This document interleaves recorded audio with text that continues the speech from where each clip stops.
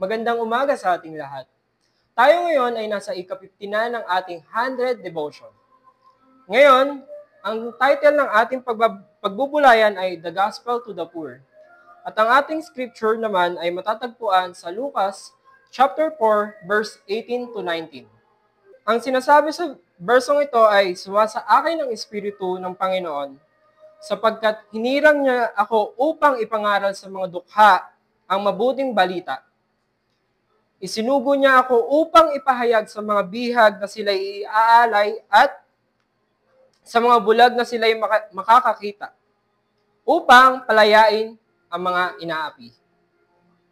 Dito, ipinapakita ng talatang ito na si Jesus ay dumating hindi lang upang turuan o pagalingin ang mga tao, kundi upang palayain ang mga bihag, hindi lang pisikal, nabilanggo, kundi ang mga lipin ng kasalanan, takot, at sakit ng nakaraan.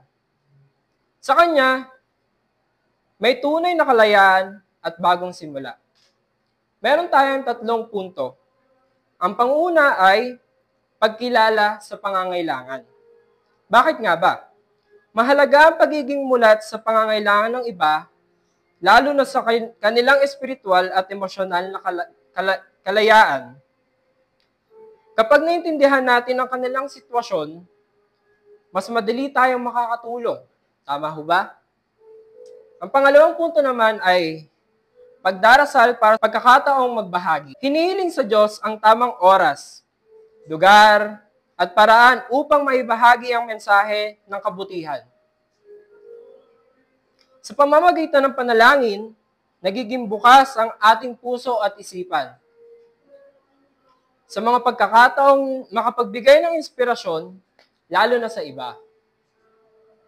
Pangatlo naman, ipinapakita ang mabuting balita. Hindi lang sapat ang pagsasalita tungkol sa kabutihan. Katulad ng ginagawa ng mga officer natin, nila pastor, ng mga mas nakakataas sa atin, di ba? Kailangan isabuhay natin, nasa atin yung trabaho, nasa sarili natin. Sa pamamagitan ng pagiging mabuting halimbawa, tandaan natin to ha, mas epektibo nating naipapakita ang pagmamahal at mensahe ng Diyos. May halimbawa ako. Isang magandang halimbawa. Kilala niyo ho ba si Nelson Mandela? Ako, dapat kilala niyo to. Isang tao na hindi lang basta lumaban, kundi nagtiis ng 27 na taon sa bilangguan dahil lamang sa paninindigan sa kalayaan, diskriminasyon sa South Africa. Isipin mo yon. Isang taong ang tanging hangad ay katarungan at pagkakapantay-pantay. Ngunit siya pa ang pinarurusahan. Para bang ang liwanag ay kinulong sa dilim. Pilit pinatahimik, ngunit hindi kailanman nawala ang kanyang ningning. Di ba? Ganun din ang Diyos. Marami ang nag-akala na masisira ang puso niya, pero hindi. Sa halip, sa loob ng bilangguan, lalo siyang tumibay sa kanyang paniniwala at pagkakapantay-pantay at kapayapaan. Noong siya ay pinalaya, tandaan niyo to, sa halip na gumanti, pinili niyang magpatawad at tulungan ang buong bansa na maghihilom. Na saan naging tanyag siya. Yun yung naging dahilan. Ganyan din ang ginawa ni Jesus sa buhay natin. Marami sa atin na nakakulong, hindi sa rehas, kundi sa takot, galit, kasalanan, o sakit ng nakaraan. Pero gaya ni Mandela, may pagpipilian tayo. Dalawa lang yun.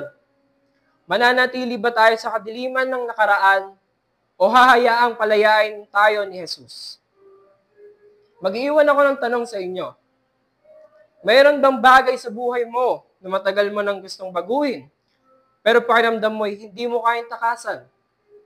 Isang kasalanang paulit-ulit mong nagagawa, sugat ng nakaraan na hindi mo maalis, takot o pangamba na patuloy kang binibihag. Handa ka bang talikuran ang rehas na matagal mo nang yakap at hayaang si Jesus ang magpalaya sa iyo?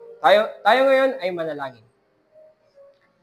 Panginoon, salamat sa iyong pagdating upang bigyan ako ng tunay na kalayaan.